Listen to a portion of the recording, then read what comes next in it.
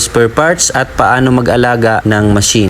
Dapat po ang isa lang natin dito sa machine na ibilad ng maayos na sa 14% and below ang moisture content ng palay para maiwasan po ang pagkadurog ng bigas. So ayun na nga, separate po yung labasan ng ipa. Ayan, meron din po itong hose at kasamang cyclone doon po sa labasan. So hindi pa po yan final ha. Baka kita nyo na makapagsabi kayo na daanan yan ng tao bakit dyan inilagay yung labasan pa. So testing pa lang po kasi ito. So hindi pa po yan final. Siguro meron pang final na labasan ng ipa. Alright? So yung iba gumagawa sila ng dust room para po sa labasan ng ipa para hindi masyadong alikabok po. At ang machine natin hindi naman po siya masyadong maingay dahil electric motor drive po ito. In terms naman po sa consumption sa kuryente, talagang tipid po dahil ang Shinong rice mill machine na gawa mula sa South Korea, ang meron po siyang dalawang electric motor. Yung maliit ay